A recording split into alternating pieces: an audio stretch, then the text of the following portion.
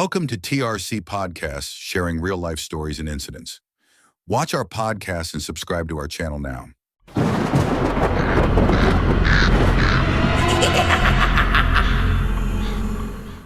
নিচে গ্রাউন্ড থেকে উপরে উঠি না, আমি তখন দেখছি কিন্তু যে পাঁচতলায় অন্যরা লিফটে উঠছে, তো সেই লিফটগুলো আমার জন্য কাজ করছে না, আমার জন্য পার্টিকুলার একটাই লিফট কাজ করছে। আর এটারও একটা রিজন ছিল যে ওই লিফটটা পরে আমি জানতে পারি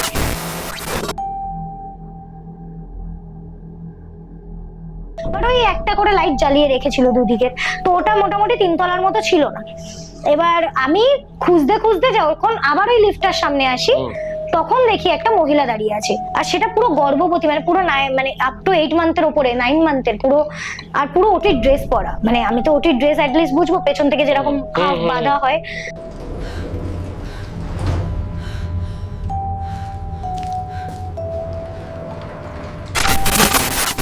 উনি আমাকে, এবার তখন আমি অত কিছু মাইন্ডেই করি না, আমি জানি আমার সাথে লিফটে একজন নামবে, ভাই আমি নেমে যেতে পারবো অ্যাটলিস্ট।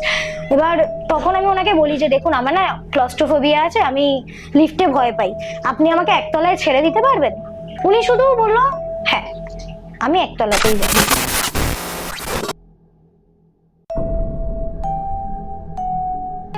তখন যখন খুলছি তখন আমার পেছনের এই সাইডের কাঁধে ওই মহিলাটার হাত রাখে, আর হাত রেখে শুধু আমি হাতের এখানে একটা মানে টিকিট দেখেছিলাম যেটা 305 ছিল।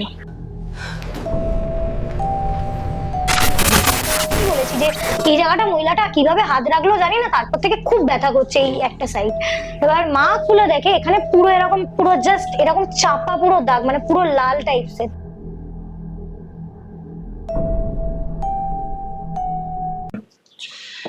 হ্যালো ফ্রেন্ডস, আমি পার্থ আর তোমাদের জন্য একটা নতুন এপিসোড নিয়ে আজকে শুক্রবার চলে আসলাম টিআরসি পডকাস্টে।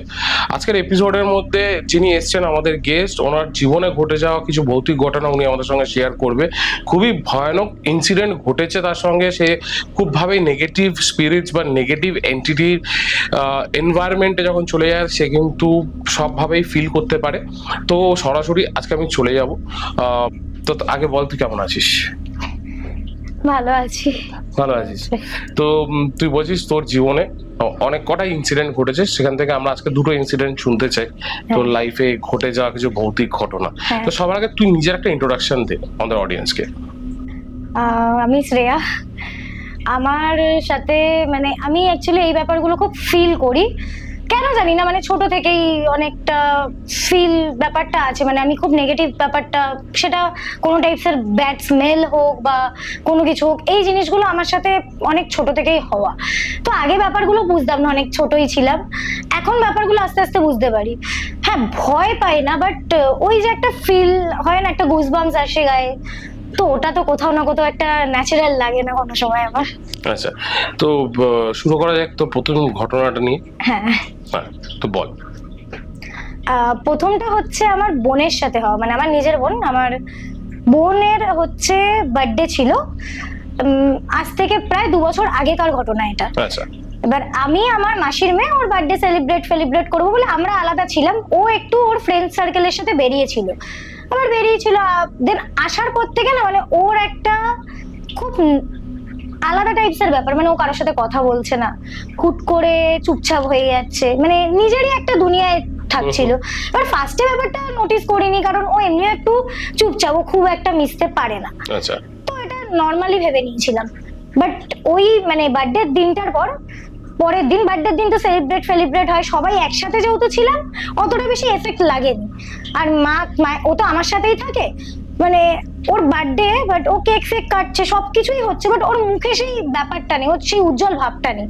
এবার তখন কোথাও না কোথাও বাড়িতে আমিও আমার মাসির মেয়েকে বলছিলাম যে দেখ এরকম কেন হচ্ছে, ও তো এরকম করে না, নিজের বার্থডে এরকম করবে।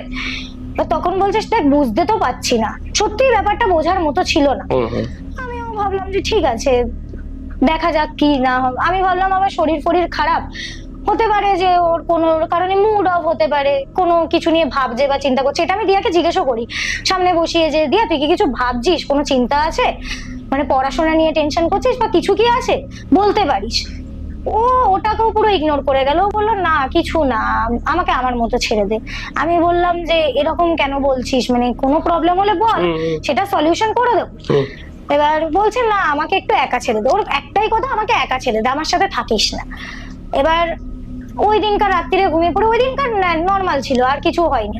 পরের দিন সকাল থেকে দেখলাম তাও নর্মাল আছে, নর্মাল স্কুল গেছে, কোচিং করেছে, এসে রাত্রির বেলা বাড়িতে বসে যখন আমরা খাচ্ছি, ওর না চোখ মুখ পুরো বসে গেছিল। মানে একটা রাত্রির মধ্যে এতটা চেঞ্জেস কেউ ভাবতে পারছিলাম না। এবার আমি তখন রিয়াকে বললাম যে রিয়া তো চোখ মুখ বসে যাচ্ছে, খাওয়া দাওয়া করছিস না, খাওয়ার প্রতিও ভক্তি চলে গেছে, খাওয়ার দেখছে, খাওয়ার করছে না। বললাম এরকম কেন করছিস, কিছু ভাবলে বল, যদি কোনো প্রবলেম থাকে বলতে পারি। সেটা আমার মাসির মেয়েও বলছিল যে তুই বল না, এরকম করিস না তো। আর ও না এমনি খুব রোগা, খুব রোগা। তো তারপরে ও চোখ মুখ বসে যাওয়াটা খুব চোখে লাগছিল। আমি মাকেও বললাম যে মা দেখো ওকে না দেখে কেমন একটা লাগছে, ওর কি নজর ফজর লাগলো? মা বলছে দেখ নজর লাগেনি, ও তো নর্মালি আছে। এবার মা তো আমাদেরকে এতটা টাইম দিতে পারে না, তো মায়ের কাছে অতটা চক্ষু ব্যাপারটা আসেনি, যেটা আমার সাথে অল টাইম থাকে বলে আমি দেখতে পেরেছি। এবার তারপরে সেই দিনকার রাত্রির বেলা ও নর্মাল ভাবে, আমি বললাম শুয়ে পড় দিয়া তাড়াতাড়ি। আর তারপরে সেদিনকার রাত্রে ওর জ্বরও এসেছিল, ওকে জ্বরে, এবার ওষুধ খাওয়াবো যে ও খাবারও খাচ্ছে না। বললাম তুই ওষুধটা কি করে খাবি, মানে ওই অল্প একটু ভাত মেখে এক গাল দিয়েছি, ও বলছে আমার পেট ভরে গেছে, আমি পাচ্ছি না, আমার ভাল লাগছে। এবার আমি বললাম ভার লাগছে, তুই তো কিছু খেলি না, কি ভাল লাগবে? এবার তখন বলছে না আমার ভাল লাগছে, আমাকে ছেড়ে দে একা। আর ওষুধ ফষুধ খাইয়ে শুয়েছি। রাত্রির 2:30 অ্যাপ্রক্স বাজে, ও হুট করে চিল্লে উঠেছে যে আমাকে ছেড়ে দাও, আমাকে আমাকে মেরো না, আমাকে কিছু করো না। বললাম কে তোকে মারছে? বলছে না আমাকে আমাকে ছেড়ে দিতে বল, আমাকে আমার খুব কষ্ট হচ্ছে, আমাকে ছেড়ে দিতে বল। এটা কোন সময় রাত্রিবেলা? 2, 2:30, 3টের দিকে? হ্যাঁ 2, 2:30, 3টের দিকে ও আমাকে বলছে যে আমাকে ছেড়ে দিতে বল, আমি পাচ্ছি না ওকে নিয়ে থাকতে। আমি বললাম কাকে নিয়ে থাকছিস তুই? এবার ও বলছে না আমার সাথে আছে কেউ, আমি বুঝতে পারছি। আমি তুই বুঝতে পারছিস না? ওর মধ্যে একটা তখন রাগ, একটা ফ্রাস্ট্রেশন, যে তুই বুঝতে পারছিস না, তুই তাকে দেখতে পাচ্ছিস না, ও তো আমার সাথেই আছে, আমি কষ্ট পাচ্ছি তুই দেখতে পাচ্ছিস না। মানে একটা মানুষের সাথে আরেকজনকেও যদি এ করে, ওর মানে কাঁদছিল রীতিমতো, দেখে খুব খারাপ লাগছিল। আমি চিনি দুজনেই খুব মানে একটা লেভেলের ব্যাপার হয়ে গেছিল যে এরকম কি দেখছি আমি, এরকম কেন করছে একটা বাচ্চা মানুষ, যতই হোক অনেক ছোট। এবার তারপরে ওই দিনকার রাত্রির বেলা ওকে কেউ ঘুম পাড়াতে পারছি না আমি, ও চিল্লেই যাচ্ছে। আর ওর চেল্লানোটা না নর্মাল ছিল না, চিল্লেই যাচ্ছে আমার থেকে সরে যেতে বল, আমি ওকে নিয়ে থাকতে পারছি না, আমার খুব ভালো লাগছে। আমি বললাম দাঁড়া এটা নিয়ে আমি কথা বলছি। এবার ওই দিনকার রাত্রির বেলায় এবার আমরা সবাই জেগেছিলাম, ওই রকম চিল্লাতে চিল্লাতে না ও পুরো একটা টাইম পুরো চুপ, পুরো শান্ত, কোনো রকমের কোনো কথা বলছে না। আমি ওকে অনেকবার ডাকছি যে দিয়া কি হয়েছে, কিছু হয়েছে, একটু কি হয়েছে বল, কিচ্ছু বলছে না, আমার পুরো চুপ। মানে একটা মানুষ যে তোমার সামনে বসে আছে, কোনো মানে আলাদাই দুনিয়ায় আছে মনে হচ্ছে, যে তোমার সামনে বসে আছে, তুমি বুঝতেও পারবে না যে ও তোমার সাথে কোনো কথা বলছে, ও আমাদেরকে দেখছেও না, ও একটা নিজের মতো দিকে তাকাচ্ছে, তাকিয়ে কথা বলছে, নিজের মতো বকে যাচ্ছে। কিছু তো একটা বকছিল, দেন বকাটা আমি সামনে গিয়ে শুনতে পাই, এরকম বলছে আমাকে, আমি এই জামাটা পরেছিলাম, আমার চুলটা এইভাবে বাঁধা ছিল, আমি এখানে যেতাম, মানে ও কারোর একটা ঘটনা বলছিল, নিজেরও কথা বলছিল।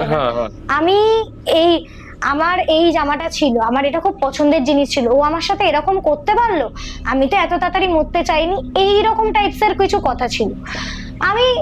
এবার ওখানে আমি তখন ভাবছি যে কি হলো, হুট করে কার কথা বলছে, ও নিজের মতোই বকে আছে। আর আমি যে ওকে বলছি যে দিয়া তুই শুনতে পাচ্ছিস, কি হচ্ছে একটু বল, ওর কোনো পাত্তা নেই ওখানে। ও আমাকে প্রায় আধ ঘন্টা ধরে আমাকে ডেকে গেছি, ও নিজের মতোই বকে গেছে। আর বকাগুলো এটাই ছিল যে আমাকে চুলটা এরকম বাঁধলে ভালো লাগছে, আমাকে এরকম করলে ভালো লাগছে, এই তো আমি এটা করেছি, এই তো আমি এটা পরছি, আমার এই কালারটা খুব পছন্দের কালার, মানে অন্য কারোর রীতিমতো কথা বলেই যাচ্ছে। এবার সেখানে আমার মাসির মেয়ে খুব ভয় পায়, আর আমার মাসির মেয়ে হুট করে আমাকে জড়িয়ে কেঁদে দিয়েছে যে আমি এরকম দেখতে পাচ্ছি না, তুই মাসিকে ডেকে। এবার অত রাত্রির বেলা আমি যে মাকে ডাকবো, আমিও একটা জিনিস ভাবছি যে মা এইসব জিনিস মানবে না, মানে আমরাও খুব মানে আমাদের সাথেও না হলে মানে অতটা বিশ্বাস আসে না, না নিজেদের সাথে ঘটেছে তাই বিশ্বাসটা। কিন্তু ও তো একটা অন্য একজনের ঘটনাই বলে যাচ্ছে না, আওড়ে যাচ্ছিল যে কথাগুলো, তখন তো কেউ দেখলে পরেও কিন্তু একটু শক হয়ে যায়, মানে মানুক না মানুক একটা অন্য সিচুয়েশনের কথা হয়েছিলাম। বাট মা আসলে কাজ বাজের মধ্যে থাকে, মা এতটা মাইন্ডে নিত না ব্যাপারটাকে। মা বলতো তোর হয়তো ওর শরীর ফরীর খারাপ তাই নিজের মতো এ করছে বা ইয়ার কি মারছে, মানে যেটা বেসিক্যালি মারা হয়। মানে মাও তো টেনশন দিতে চায় না যে ওকে সত্যিটা বলবো, বাট ব্যাপারটা মাই পরে ঠিক করিয়েছে নিয়ে গিয়ে। আবার সেদিনকার রাত্রির বেলা ওরকম করে তারপরে যেন বাথরুমে যায়, বাথরুমের আয়নার দিকে রীতিমতো 15-20 মিনিট এক দৃষ্টিতে তাকিয়ে থাকা, না চোখের পাতা নড়ছে না কিছু, মানে ওই চুলটা ছাড়া এক দৃষ্টিতেও তাকিয়েই আছে, মানে কাউকে একটা হয়তো দেখছে নিজের সাথে, এরকম টাইপসের ব্যাপার। এবার সেটা হয়তো আমরা দেখতে পাচ্ছি না, বাট ও দেখতে পাচ্ছে। এবার ও বারবার চিল্লে খালি একটাই কথা বলতো, পাখাটা বন্ধ কর, পাখা চালাস না, দেখ পাখায় তুই দেখতে পাচ্ছিস না কেউ আছে? বলতাম পাখায় কে আছে? ওর 2-3 দিন এরকম লিটারালি খুব বাজে টাইপসের ব্যাপার হয়, 2-3 দিন মানে এরকমই চলতে থাকে। আর আমরা সেটা আন্ডারস্ট্যান্ড করতে পারিনি যে ব্যাপারটা কি, আমরা ভেবেছি নজরই লেগেছে, কিন্তু পরে গিয়ে ওটা জানতে পারি। ওকে যেদিনকার মাকে আমি বলি, মানে আমি এবার ব্যাপারটাকে সিরিয়াস নিতে ফার্স্ট আমিও সিরিয়াস নিচ্ছিলাম না অতটা, যে ঠিক আছে চলো হতেই পারে। এবার পরে যখন আমি গিয়ে দেখছি যে ওর ওয়েট প্রচুর কমে যায়, মানে হুট করে হয়তো 3-4 দিনে 5-6 কেজি ওয়েট কমিয়ে দিয়েছিল, চোখ মুখ পুরো বসা, মানে ওকে দেখে খুব বিধ্বস্ত টাইপসের একটা মানুষ লাগবে, মানে এরকম কোনো মানুষ নর্মাল হতে পারে না, একদম কাঠখট্টা রোগা। আর মানে 3-4 দিনে এতটা মানুষকে করে না। আর ওকে ওরকম দেখার পর আমি চিনিকেও বলি যে দেখ চিনি, এবার এই ব্যাপারটার ব্যবস্থা করা উচিত, এরকম দেখতে পারবো না। আর ওর শরীর খারাপ সেটা দেখে বোঝা যাচ্ছিল না, ও খাচ্ছিল না কিছু, মানে সবসময় একটা বলে না নিজের সাথেই ছিল, ও একটা ওর সাথে কেউ আছে, ও তার সাথেই আছে, ও ওখান থেকে বেরাতে চাইছে বাট বেরাতে পারছে না ওকে। আর আমরাও ব্যাপারটা আন্ডারস্ট্যান্ড করতে খুব ভুল করে দিয়েছিলাম, মানে ফার্স্ট অতটা মাইন্ডে নিয়ে নি। ওই 3-4 দিন পর আমি মাকে হুট করে যেদিনকার রাত্রির বেলা চিল্লে উঠে বলে না পাখাটা বন্ধ কর, মানে ও আমাদের কাউকে ধরতে দিতে চাইছিল না। আমি যখন ওকে ধরতে যাচ্ছি ও চিল্লাচ্ছে, ও রীতিমতো পালানোর চেষ্টা করছে, আর ওকে আমি সেইখানে আটকেছি যে ওকে আমি বাইরে বেরাতে দেবো না, যাই হয়ে যাক না কেন। কারণ তখন একটা ব্যাপার ভেতর থেকে ফিল আসে যে হয়তো বাইরে বেরাতে গেলে খুব বড় ক্ষতি হয়ে যাবে ওর সাথে। বাইরে বেরাতে দিইনি, ওই দিনকার আমি ওকে চেপে ধরে রেখেছি, 2 হাত দিয়ে চেপে ধরে রাখা। ওইদিকে আমার মাসির মেয়ে মানে কাজে যে এরকম করে মাসিকে ডাকা, বললাম আজকে রাত্রিটা ছেড়ে দে, ওকে রাত্রিটা সামলে নিতে দে, আমি সকালবেলা যাবো। আর মাকে বলবো এত রাত্রির বেলা ডেকে কিচ্ছু করতে পারবো না, ওকে এখন শান্ত করতে দে। দেন আমার কাছে আমি অলওয়েজ একটা বাইবেল ক্যারি করি, আমার কাছে আছে, আমি ব্যাগে রাখি, আমার কাছে বাইবেল থাকে। এবার ওই বাইবেলটা আমি তখন বলি যে ঠিক আছে তুই ভয় পাচ্ছিস, আর ও নিজেও খুব ভয় পেয়েছিল, বললাম তুই ভয় পাচ্ছিস তো তুই এটাকে জড়িয়ে রাখ, তুই জড়িয়ে ঘোষো। এবার ও তো ঘুম আসবে না, ওই রাত্রিটাও আমি সারা রাত জেগে থাকি, আমি আর চিনি ওকে পুরো মানে মাথায় হাত বুলিয়ে দিয়ে ওকে চুপ করিয়ে রাখি যে ঘুমা না ঘুমা তুই আমাদের সাথে থাক, ঠিক আছে আমরা আছি। ওই তারপরে সকালবেলা আমি মাকে মানে একদম আর্লি মর্নিং 6টা-7টা বাজে আমি তখনই উঠেছি, মানে আমি তো ঘুমাইনি সেইভাবে, ওঠার পর ও তখন ঘুমিয়ে পড়েছে। মানে সকালে খুব একটা ওর এনার্জিটা না কাজ করতো না, মানে সকালেও কিন্তু খুব নর্মাল থাকতো, বাট ওই ঠিক সন্ধ্যাবেলাটার পর থেকে পড়া মানে 3-4 দিন তো পড়তে যাওয়া বন্ধ করে দিয়েছিল, না স্কুল যাচ্ছিল না পড়তে, মানে নিজেরই একটা দুনিয়ায় ছিল, ও কারোর সাথে কথাও বলতে পছন্দ করতো না তখন ওই টাইমটা। বাট ওর একটা জিনিস ছিল যে ও খুব বাঁচাতে বলতো নিজেকে, যে আমাকে বাঁচা, আমি এই জিনিসটা সহ্য করতে পারছি না, মানে ওর নাকি খুব গা হাত পা ব্যথা এইসব জিনিস হচ্ছিল। আর জ্বরটা তো কমছিলই না, মানে জ্বরটা ওর সেরকম ভাবে আসছিল না যে খুব জ্বর, বাট ওই একটা মানে পুরো ম্যাচে একটা শরীর ওর, মানে ওর গায়ে কোনো স্ট্রেংথই ছিল না, যে স্ট্রেংথটা দিয়ে একটা মানুষ কথা বলে চলাফেরা করে, ও নিজের মতোই থাকতে পছন্দ করতো। মাকে ওই আর্লি মর্নিং সকালবেলা আমি তখন মাকে বলি যে মা দেখো এরকম ভাবে তো হয় না, আমার মনে হচ্ছে হতে পারে কোনো নজর লেগেছে কোনো নেগেটিভ এনার্জির, এটা আমার মনে হচ্ছে না এটা কোনো পজিটিভ কিছু, কারণ ও যে বিহেভিয়ার গুলো করছে ন্যাচারাল লাগছে না। একটা ফার্স্ট ঠিক লাগছিল, কারণ তখন এতটা ফিল করিনি যে খারাপ কিছু, বাট আস্তে আস্তে ব্যাপারটা খারাপের দিকে আছে। আর এরপর যদি ব্যাপারটা সত্যি হয়ে থাকে, মানে ব্যাপারটা কিন্তু খুব খারাপ হয়ে যাবে, তখন আর বাঁচাতে পারবো না আমরা, তো এখন থেকে তুমি কিছু করার চেষ্টা করো, ওকে কোথাও নিয়ে যাও। তো মা বলে যে গির্জায় নিয়ে যাও, আমি বললাম সেটা তুমি নিয়ে যাও, কিন্তু আজকেই করো যা করার, আর টাইম নেই, 3-4 দিন অলরেডি হয়ে গেছে, তুমি দেখতে পাচ্ছ ওর অবস্থাটা, ও কিন্তু এরপরে আরো বেশি শরীর খারাপে পড়বে। আর যদি ওরকম কোনো নেগেটিভ জিনিস থেকে থাকে যে ওর সাথে এসছে, ও কিন্তু সহজে ছাড়বে। এবার তখন মা বলে তাহলে দাঁড়া আজকে তাহলে নিয়ে যাব। এবার সেদিনকার আমার কাজ ছিল, আমি যেতে পারিনি গির্জাতে, আমার মায়ের থেকেই পরে ঘটনাটা আমার শোনা। আমার মা ওকে নিয়ে যায়, ও যখন গির্জার ভেতরে ঢুকবে ওকে ঢোকানো কেউ যাচ্ছে না, মানে ওর ভেতরে একটা এমন শক্তি ছিল, ওকে মা, আমার কাকু, আমার বাবা 3 জনে মিলে, ওর কত ওয়েট হবে, হার্ডলি 25 5 কেজি মতো ওয়েট হবে। এত কম? হ্যাঁ মানে ও খুব রোগা, আমি বলছি না মানে ওর শরীরে এরকমই ওয়েট। এখন হয়তো 30-40 হতে পারে, বাট খুব রোগা, এখনো খুব রোগা। কেন জানি না, ও খুব ভোগে এইসব দিকে, খুব নজরও লাগে। এবার ওর কে 3 জনে মিলেও টেনে কেউ ঢোকাতে পারছে না। ওখানে যে গির্জার লোকটা, সে পর্যন্ত ওকে টানার চেষ্টা করেছে, মানে ও ঢুকবে না ওর ভেতরবেলা, মানে ভেতরটাতে। ও বলছে আমি ঠিক আছে, আমাকে বাড়ি নিয়ে চলো। ও কিছুতেই ওখানে ঢুকতে দেবে না। আমার মা বলছে যে বিশ্বাস করছ রে, আমি ওইখানে আমার নিজের চোখে জল চলে এসছে। ও যেমন ভাবে চিল্লাচ্ছিল, আশেপাশে রাস্তার লোকগুলোও নাকি দেখছে ওকে, যে ও খুব বাজে ভাবে চিল্লাচ্ছে, মানে একটা বেদনার চিল্লানো, যে ওর ভেতরে ঢুকলে সব শেষ হয়ে যাবে, ওর ভেতরে ঢুকবো না। এবার ওর ভেতরটায় অনেক কষ্ট করে ওকে অনেক টেনে নিয়ে ওই যে ভেতরটায় ঢুকিয়ে দিয়েছে। দেন ওকে বসিয়েছে একটা জায়গায়, বসিয়ে আমার মা বললো যে একটা পাতলা টাইপসের একটা কাঠ, লোহা না কাঠ, ওখান থেকে ওর হাতে দেয়া হয়, হাতের এই মাঝখানের আঙুলের মাঝখানে কিছু একটা করে দেয়া হয়েছিল। আর বলা হয়েছিল যে ওটা ভারী লাগছে নাকি। আর ওটা ও তখন ওই কাঠটা নেয়ার পর, মানে ও হাতে নাকি ধরতে পারছে না, একটা নর্মাল পাতলা জাস্ট নর্মাল ছোট কাঠ, ওটা ওর হাতে নাকি ধরতে পারছে না, ওটা এত ভারী লাগছে ওর ওই জিনিসটা। এবার ও হাতে তো নিতে পারছে না। আমার মা বলছে আমি কি সাপোর্ট দেবো, বলছেন। এবার তখন ওই গির্জা থেকে বলে যে না, আপনি সাপোর্ট দিতে পারবেন না, ওকেই ধরতে হবে। ও সে যেভাবে হোক ধরুক, ও দু হাতে ধরুক, যেভাবে হোক ধরতে হবে ওকেই। এবার ও অনেক কষ্ট করে নাকি ধরেছে, ওটা নাকি প্রচুর ভারী ছিল, মানে ও 1 সেকেন্ডও হাতে ওটা নিয়ে রাখতে পারেনি, বাট ওটা একটা নর্মাল কাঠই ছিল। তো ওটা যখন হাত থেকে তুলে নেয়, ওখান থেকে গির্জা থেকে বলা হয় যে আপনারা ঠিক টাইমে নিয়ে এসছেন, যদি এর পরে আনতেন অনেক বেশি দেরি হয়ে যেত। ওর সাথে একজন আছে যে ওকে কিন্তু ছাড়বে না সহজে। এবার মা তখন বলে কে আছে, তখন বলা হয় যে ওর জন্মদিনের দিন ওর একটা বন্ধু, কোচিনের বন্ধু, কোনোভাবে আত্মঘাতে মারা যায়। তো সেইখানে মানে তার বাড়ির সামনে থেকে ও সেই দিনকারই, যেদিন মারা যায় আত্মঘাতে, সেদিনকারও তার বাড়ির সামনে থেকে এসেছিল। এবার ব্যাপারটা সেখান থেকে ওকে অ্যাট্রাক্ট করে নেয়, মানে ফার্স্ট অফ অল চুল ছাড়ে, কোনোভাবে তো অ্যাট্রাক্ট করেছিল। এবার ওকে তার জন্য ছাড়তে চাইনি। ওই বলে না মানে ব্যাপারটা যে কেউ চেনে না থাকলে তাকে নিয়ে চলে যাবো, একটা কোনোভাবে। তো ওই ব্যাপারটাই ও খুব ফিল করেছিল, ওর সাথে অল টাইম থাকতো। ইভেন বলেছিল যদি ওকে ওরকম গির্জায় আগে না নিয়ে যাওয়া হতো, তো দেন ওকে মানে পুরো ফুল প্রসেস করে নিত। মানে ওকে পুরোপুরি প্রসেস করতে পারেনি, যেহেতু ও আমাদের আন্ডারে ছিল, প্রপার বাইরে বেরাচ্ছিল না, ও বাড়ির মধ্যে ছিল। যতই হোক বাড়িতে তো একটা পজিটিভ এনার্জিও থাকে, তো তার জন্য পুরোপুরি ওকে মানে যদিও পুরোপুরি ধরতে না পেরে ওর সাথে যা খারাপ করে দিয়েছিল, তো যদি পুরোপুরি ধরে নিত ওর অনেক খারাপ হয়ে যেত। মানে ওকে তারপর থেকে বলে দেয় যে এ কিন্তু ওকে সহজে ছাড়বে না, এ থাকবে।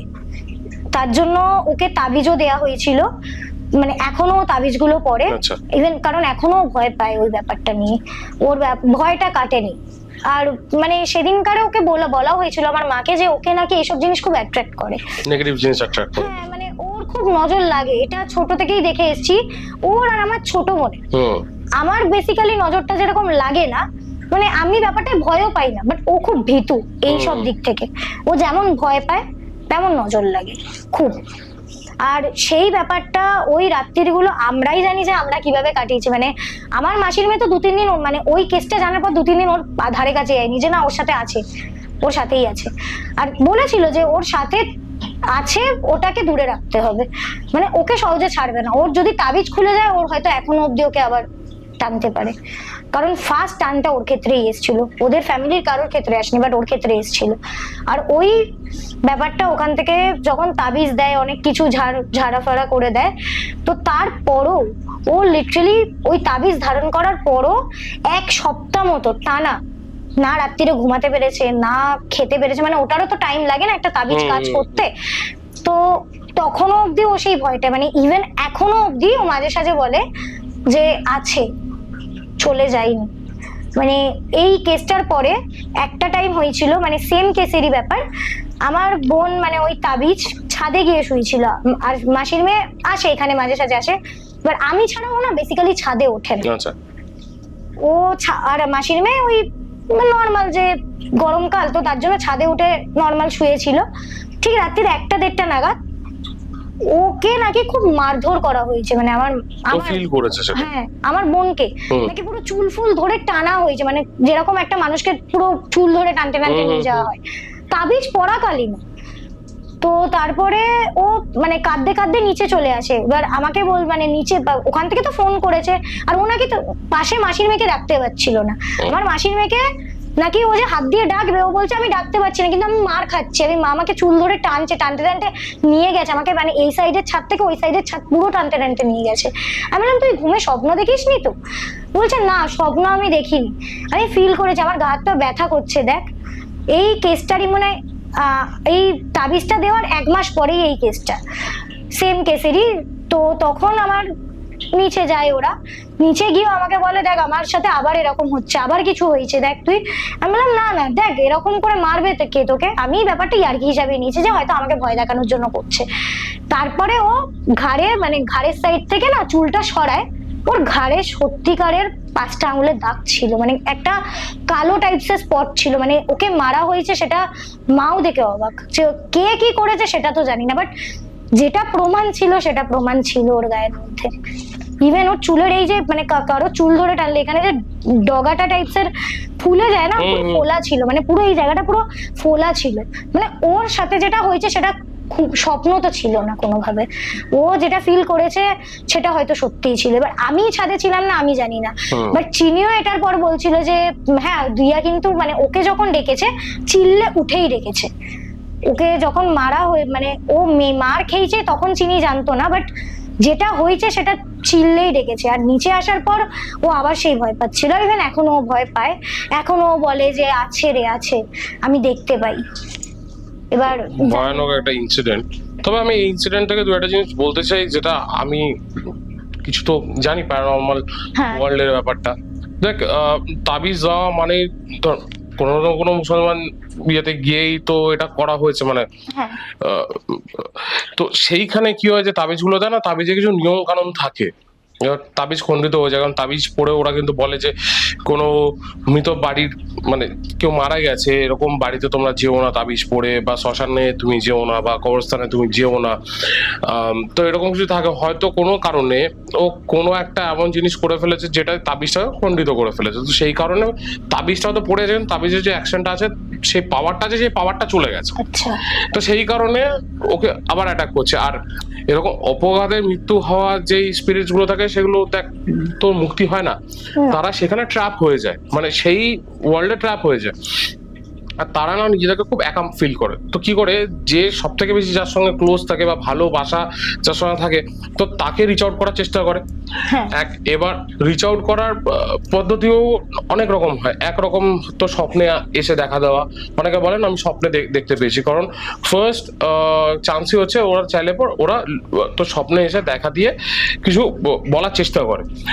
আর তারপরে জিনিসটা হচ্ছে যদি তার অরা খুব উইক থাকে তো তাকে পজেস করার চেষ্টা করে, মানে তার ভিতরে প্রবেশ করার একটা চেষ্টা করে। যদি সেখানে সাকসেসফুল হয়ে যায় তো তখন কি মনে করো, তখন ওই বডিটাকে ওরা নিয়ে যাওয়ার চেষ্টা করে নিজের সঙ্গে, বা ওই স্পিরিটটাকে নিয়ে যাওয়ার চেষ্টা করে নিজের সঙ্গে। ওই যে একা রয়েছি তার থেকে বলে একে নিয়ে যায়, থাকবে। তো বিভিন্ন রকম ভাবে ওদের যে পজিশন হয়, পজিশন হতে হতে ওদের মানে কনসিয়াস সাবকনসিয়াস মাইন্ড দুটোই নষ্ট হয়ে যায়। তখন ও কি করে নিজে উঠতে মানে বুঝে উঠতে পারবে না কি করছে। তো সেই ক্ষেত্রে কিছু দুর্ঘটনা ঘটে যায়। তো এখান থেকে একটা জিনিস বলতে পারি যে আরেকবার ওকে নিয়ে যাওয়া হোক, ঠিক আছে, যেখানে ঝাড়াতে যে যে তাবিজটা কাজ করছে না, তো আবার ওরা নতুন একটা তাবিজ বেঁধে দেবে। কারণ এই স্পিরিট সচরাচর কাউকে ছেড়ে যায় না, কারণ তাদেরও একটা সার্কেল থাকে, মানে সাইকেল থাকে এরকম বলি। যে স্পিরিটটা মারা গেছে হয়তো তার মানে নর্মাল ডেথ হওয়ার কথা হয়তো 60 বছর বয়সে, কিন্তু সে মারা গেছে হয়তো 15 বছর বয়সে। তাকে 45 বছর থাকতে হবে এইখানে অ্যাজ আ স্পিরিট, তারপরেই ওর নতুন জীবন পাবে। কারণ যতক্ষণ ওই সাইকেলটাও কমপ্লিট করছে ততক্ষণ ও নেক্সট ফেজের লাইফে ঢুকতে পারবে না। তো 45 ইয়ার্স পর্যন্ত ওকে কেন থাকতেই হবে। তো কি করে থাকবে, নয় কাউকে প্রসেস করবে, নাও কাউকে নিয়ে চলে যাওয়ার চেষ্টা করবে। তো এই সব ক্ষেত্রে ওরা এই কাজগুলো করতে থাকে। ও আশেপাশে থাকবেই, যেহেতু ওর বডিতে সেমি প্রসেস করেছে বা প্রসেস করেছিল, ওর বডিটা হয়ে যায় একটা পোর্টালের কাজ। পোর্টাল মানে হচ্ছে আমি একটা সূত্র পেয়ে গেলাম ওর বডিতে ঢোকা আর বেরানো। মানে কোথাও না কোথাও ওরাও কি বুঝেছে যে মানে যে ওকে প্রসেস করা যেতে পারে, পোর্টালে কাজ করছে, ইজিলি ঢুকতে পেরে যাবে বডিতে, কিভাবে ঢুকতে হয়, কিভাবে এনার্জিটা প্রবেশ করে সেটা রাস্তাটা ওরা পেয়েছে। তো সেটা কি আমার বোনের কোনো কারণে অরাটা খুব হতে পারে যে তার অরা উইক হয়েছে, যে কারণে ও এন্টিটি দেখতে পায় বা এন্টিটি ফিল করতে পারে বা কোনো স্পিরিটের প্রেজেন্স ফিল করতে পারে।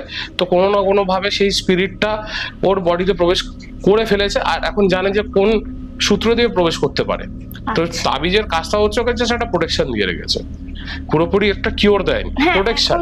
আপাতত বলতে পারি যে 1 বছর ধরে ও ফিল করে, ও দেখতে পায়, ও ভয়ও পায়, বাট প্রজেস্টার করে না। মানে এই যে তুই বললি না যে ওটা 1 মাস পরেই মারধর খেয়েছে, তো সেখানে তাবিজটা যদি প্রপারলি কাজ করে তাহলে এই মারধরটাও খেতো না, তাকে টাচ করার পর্যন্ত পাওয়ারটা থাকতো না। তো সেই ক্ষেত্রে যদি কিছু হয়ে থাকে, এবার বলা যায় না তাবিজ পরে কোথায় গেছিল, কি করেছে, ঠিক আছে, কোনো না কোনো একটা জায়গায় হয়তো, বা এমন হয় না রাস্তার 4 মাথার মোড় বা 3 মাথার মোড়ে দিবি লেবু লঙ্কা পড়ে থাকে, অনেকে পাড়িয়ে দেয় ওটা, তো ওটাতেও কেটে যায় অনেক সময়, কারণ ওটার ভিতরেও কিছু না কিছু করে ওরা ফেলে দেয়, মানে যেটাকে বলে হচ্ছে তোর উতারা করা বলে। তো উতারা লেবু লঙ্কার মধ্যে করে 4 রাস্তার মোড়ে বা 3 রাস্তার মোড়ে ফেলে দেয়, এবার যে ওটাকে পাড়িয়ে যাবে তার উপরে সেই জিনিসটা। হ্যাঁ, এরকম জিনিস না, আমাদের যে বাড়িটা আছে প্রপার 3 দিক থেকেই 3 রাস্তার মোড় করে, তো ওইখানে হওয়ার ব্ল্যাক ম্যাজিক হওয়ার চান্সেস অনেক থাকে।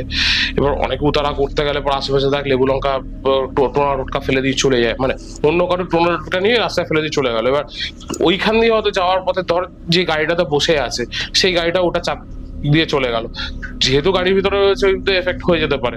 আমার মনে হয় যে আরেকবার ওকে দেখে নেওয়া ভালো, ঝাড়িয়ে নিয়ে আসা ভালো, টাইম টু টাইম ঝাড়ানো দরকার। মাসে মাসে এটা আমি মাকেও বলেছি যে ওকে আরেকবার দেখিয়ে নেবে, কারণ আমাদের বাড়িটাও না খুব একটা ভালো বাড়ি না, মানে আমি ভালো ফিল করি না ওটাই, আমি ছাদেও ভালো ফিল করি না, আমি পুরো বাড়িটার মধ্যেও ভালো ফিল করি, মানে আমাদের বাড়িটা প্রপার যে জায়গাটায় আছে সেই জায়গাটাতেই ভালো ফিল করি না। আশেপাশে দেখ এনভায়রনমেন্ট খারাপ হতেই পারে, ঠিক আছে, নেগেটিভ এনভায়রনমেন্ট হতে পারে বা বাড়ির বাস্তুও খারাপ হতে পারে, সেই ক্ষেত্রে তোরা বাড়ির বাস্তু একবার চেক করাতে পারিস। অনেক সময় কি হয়, তোর কি অনেক আগেকার দিনের বাড়ি এটা? অনেক আগেকার বাড়ি, আর আমাদের বাড়িতে অ্যাকচুয়ালি প্রপার সেই পুরনো যুগের কুয়া ছিল, আর 2খানা বাথরুম ছিল, পুরো অ্যাটাচ বাথরুম, দুটো পাশাপাশি, যেটা বলে নাকি খুব খারাপ আমি শুনেছি। আর সেখানে মানে আর আমাদের বাড়িতে অনেক ছোটবেলায় আমার কাকার মানে সন্তান মারা গেছিল, মানে বাড়ির ভেতরেই যে পুকুর ছিল সেখানে মারা গেছিল, ওই কুয়ার ওখানে মারা গেছিল। প্লাস আমার নিজের যে কাকা আছে না, মানে আমার কাকা মানে আমার বাবার কাকা তো ভাই, সেও বাড়িতে ঢোকার আগেই মারা গেছে। আমাদের বাড়িটা খুব খারাপ, মানে আমার দাদার রিসেন্টলি 1 বছর আগে ডেথ হয়েছে পিসির ছেলে, দেন যে বাড়ি তৈরি করেছে সেই বাড়ি বুক করতে পারেনি, যে বাড়িটা মানে যে প্রমোটার তৈরি করেছে সেও মারা যায় বাড়ি তৈরি।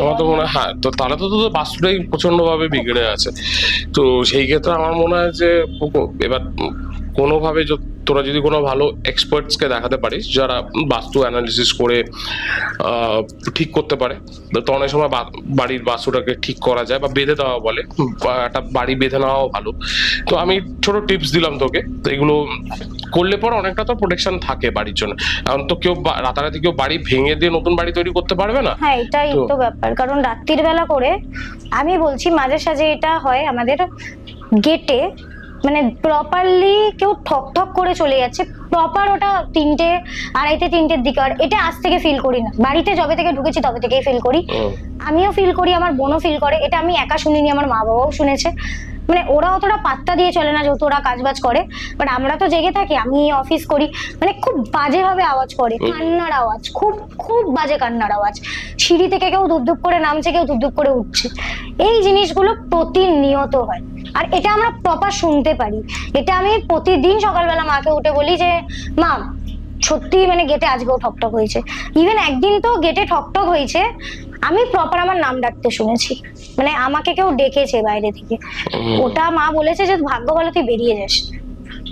ঠিক ঠিক, ওগুলো নিষিদ্ধকে বলা হয়। জানি না কি ছিল, মানে অতটা নলেজ নেই, বাট যেইটুকুনি আছে সেইটুকুনিতে মানে একটা খুব বাজে ফিল। আর যখন ওরকম নাম ডাকা হয় না, মানে ভেতর থেকে খুব মানে কেউ যেন আমাকেই ডাকছে, আর সেই ডাকে সাড়া দিলে পর খুব বিপদ হয়ে যায়, সেসব ডাকে। হ্যাঁ, ওই রকম গেট ঠকঠকের আওয়াজ এখনো হয়, এখনো মানে হতে পারে। তোরা কোনোদিন কেন বাস্তু কোনো লোক দেখাসনি কেন? না, বাড়িতে না ওই কি বলে জল নাকি কি ওয়াটার দিয়ে করা, ওইগুলো করিয়েছে, বাট তাও কিছু আমার মনে হয় একটা ভালো বাস্তু এক্সপার্ট যারা আছে, যারা বাস্তু অ্যানালিসিস করতে পারে, তাদেরকে দিয়ে একবার তো দেখানো উচিত। তাহলে সেটা তো পুরো বাড়িটাতেই দেখাতে হবে, কারণ আমার ঘরে কিন্তু কোনো প্রবলেম নেই। পুরো বাড়িটাতে দেখাতে হবে যে বাড়িতে কোনো না কোনো একটা জায়গায় কিছু না কিছু হয়তো পুঁতে রাখতে পারে কেউ, বা কিছু একটা রয়েছে বাড়িতে, পাঁচকুয়াটাকে বোঝানো যায়নি আমাদের বাড়িতে। ঠিক আছে, এবার সেটার জন্য এই এক্সপার্ট দিয়ে আমার মনে হয় তোদের বাড়িটা দেখিয়ে মানে বেঁধে দেওয়া উচিত। বেঁধে দেওয়ার কিছু নিয়ম কারণ আছে, যেটুকুনি বলা হচ্ছে কিল ঠোকা বলে। তো ওরা কিছু কিল আছে, লোহার কিল আছে, চার কোনায় ঠুকে দেয় বা বাউন্ডারি করে দেয়, তো সেই বাড়িটা তখন প্রোটেক্টেড হয়ে যায়। আচ্ছা, তো এগুলো এক্সপার্টরা করতে পারে। তো ভালো একটা কোনো অ্যানালিস বা ভালো বাড়ির সবার সাথে কথা বলে যে, কারণ অনেকে না এই ব্যাপারগুলোকে বিশ্বাস করে না, ভাবে কারোর ক্ষতি করার জন্য করছে। এখানে যদি তোরা যদি বলিস যে দেখো এরকম অস্বাভাবিক মৃত্যু, বিভিন্ন অস্বাভাবিক প্যারানর্মাল জিনিসপত্র করছে, এটা তো আর ন্যাচারাল না যে রাত্রি 3টার সময় কেউ নক করে যাচ্ছে বা এগুলো কিছু হচ্ছে। তো সেই ক্ষেত্রে আমার মনে হয় যে বাড়ির লোকের সঙ্গে কথা বলে তাদেরকে বলে যে কিছু করো না করো, বাড়িটাকে বেঁধে রাখো, বেঁধে দাও, বাধ্যতা কারোর কোনো ক্ষতি হচ্ছে না। যে আমি একটা ভালো বাস্তু অ্যানালিসিস বা ভালো একজন তন্ত্র সাধকের সঙ্গে কথা বলে আমি বাড়িটাকে কিল ঢুকিয়ে দিচ্ছি, লোহার কিল হয়, যেরকম অনেকে ঘোড়ার নাল লাগায়, এরকম কিল হয়, সেই কিল গুলোকে ওরা সেইভাবে মন্ত্রপুত করে জিনিসটাকে চারিদিকে বেঁধে দেয়, যাতে কোনো নেগেটিভ এন্টিটি ঢুকতে না পারে বাড়ির ভিতরে। আর যদি বাড়ির ভিতরে থাকে তারা একবারে বেরিয়ে যাবে, তারপরে সেটাকে প্রোটেকশন করে দেয়। যে বাড়ির ভিতরে যদি কোনো মানুষের সবার মেন্টালিটি সমান হয় না। এবার বাড়ির যদি আমরা কেউ কোনো কিছু ভালো করতে যাই, সেটা সব সময় সবাই তো মেনে নেয় না, সবাই ভাবে ক্ষতি করতে যাচ্ছি। হয় এরকম ফ্যামিলিতে হয়, বাট হ্যাঁ তোরা যদি ফ্যাক্টস দিয়ে যদি বোঝাস, তাহলে আমার মনে হয় কোথাও না কোথাও গিয়ে তারাও মানবে, কারণ তাদের তো কোনো ক্ষতি করা হচ্ছে না আলটিমেটলি। দেখ সবাই কিছুই চাইছে করার জন্য, তো এটা একটা জিনিস। কারণ পরবর্তীকালে যদি বাড়ির প্রমোটিং হয়ে যায়, অনেক সময় প্রমোটারদেরও ক্ষতি হতে পারে, অনেক কিছু হতে পারে, তো প্রিকশন নেওয়া উচিত। প্রিকশন তো নেওয়া উচিত, এটা ঠিক আছে। আমাদের তো একটা কথাই আছে না, তো এটা তো এরপরের ইনসিডেন্টটাই চল। হ্যাঁ, আমার হসপিটালের কেস, যেটা মানে আমি ভাবতে পারি না আমার সাথে এরকম কোনোদিন কিছু হবে। আমার মানে এটাই লাইফে সবার আগে ভয়, মানে সব থেকে ফার্স্ট টাইম ভয় পাওয়া। আমি সব থেকে ভয়ানক ইনসিডেন্ট যেটা তো লাইফে ঘটে গেছে এটা। হ্যাঁ, মানে এর আগে আমি ভয় পাইনি, ফিল করেছি সবকিছু, বাট ভয় নিজের সাথে না হলে পাওয়া যায় না, এটা বলে না, নিজের সাথে হয়েই ভয়টা পেয়েছি। আমার একটা ফ্রেন্ড আছে, খুব ভালো ফ্রেন্ড, তো তার একটা মানে ইন্টারনাল প্রবলেম ছিল, গার্লস প্রবলেম, তো খুব পেন হয়। তো ওকে নিয়ে আমি হসপিটালে যাই, আমি, ওর মা, ওর বয়ফ্রেন্ড, আমরা সবাই যাই। এবার যেহেতু লেডিস ওয়ার্ডে ছেলে অ্যালাউ করবে না, তো আমি আর ওর মা আর ওকে নিয়ে যাই। আর ফার্স্টে জেনারেল ওয়ার্ডে গেছিলাম। এবার জেনারেল ওয়ার্ডে ওকে ইনজেকশন দেওয়ার পর তখন বলছে যে হসপিটালে জেনারেল ওয়ার্ডে এটা হবে না, এটা তো মানে গাইনো ওয়ার্ডের ব্যাপার, আপনারা গাইনো ওয়ার্ডে নিয়ে যান ওকে। এবার তখন অলরেডি রাত্রির 12টা বাজে, আর ওর যে সেম প্রবলেমটা, আমি নিজেও অলরেডি সেই same problem, even first day চুল ফুল ছেড়ে, তখন আমার খুব শখ ছিল, এই চুল ছাড়া ব্যাপারটা বন্ধ করে দিয়েছি এখন পুরোপুরি। আর তখন আমার কি শখ ছিল চুল ছাড়বো, মানে আর আমি খুব পারফিউম অ্যাডিক্টেড মানুষ, মানে আমি খুব ইউজ করি ওটা। এখন অনেক কমিয়ে দিয়েছি, মানে বলে বলে কমানো হয়েছে আমাকে। তো আমি তখনও মানে ওরকম চুলফুল শ্যাম্পু করা, পারফিউম দিয়ে গেছি পুরো। আর রাত্রির 12টা বাজে তখন অলরেডি। এবার গাইনো ডিপার্টমেন্টে নিয়ে গেছি। গাইনো ডিপার্টমেন্টে ঢুকে ফার্স্ট যখন গেছি তখন কিচ্ছু নেই, নর্মাল গেছি, ওপরে গেছি। এবার তখন একতলাতে হচ্ছে গাইনো ডিপার্টমেন্টটা ছিল, একতলাতে সবকিছু এখন হয়। এবার সেখানে নিয়ে যাওয়ার পর ওকে ওখানে বসিয়েছে। এবার ওর তো খুব পেন হচ্ছে, এবার ও একটু খুব ভীতু, মানে এই সব দিক থেকে মারাত্মক ভীতু, মানে তুমি ওর সামনেও যদি বলে দাও ও ভয় পেয়ে কাঁপতে লেগে যাবে, খুব ভীতু। আর ওকে এইসব জিনিস মানে খুব এও করে, ওর খুব নজরও লাগে। আর ওর মাও খুব ভীতু। এবার কেউ আর মানে আমরা তো একটা টিকিট কাটিয়ে উঠে গেছি, এবার ওর মা বলো আর ও বলো, কেউ বলছে না যে আর নিচে গিয়ে টিকিটটা কাটাবে। এবার আমি বলছি তোমরা যখন যাচ্ছ না আমি যাচ্ছি, আমার আগাগোড়া এইসব ব্যাপারে কোনো ভয় নেই। ঠিক আছে আমি একটা টিকিটই তো কাটানোর ব্যাপার, চলে যাচ্ছি নিচে, কোনো প্রবলেম নেই। এবার তখন ওখানে কিন্তু আমাকে মানে যে হসপিটালে যারা মানে নার্স বলো যারা ডিপার্টমেন্টে আছে তারা আমাকে বললো যে একা কিন্তু যেও না, নিচে কাউকে নিয়ে যাও। এবার আমি তখন বললাম আছি 3 জন, ওকে ইনজেকশন দেবেন, ও ভয় পাচ্ছে, অলরেডি ওর মা নামতে চাইছে না, তো গেলে তো আমাকে একাই যেতে হবে, আমি কাকে নিয়ে যাবো সাথে করে? তো বলছে একটু দেখে শুনে যাবেন, মানে ওরাও কোথাও না কোথাও ব্যাপারগুলো হয়তো জানে যে কিছু খারাপ হতে পারে। কারেক্ট। আর তখন অলরেডি রাত্রির 12টা বেজে গেছে, মানে হসপিটাল মোটামুটি গাইনো ডিপার্টমেন্ট খালি, মানে গাইনো ডিপার্টমেন্টে তো আর সবাই আসে না, যেমন জেনারেলটায় ভিড় থাকে ন্যাচারালি।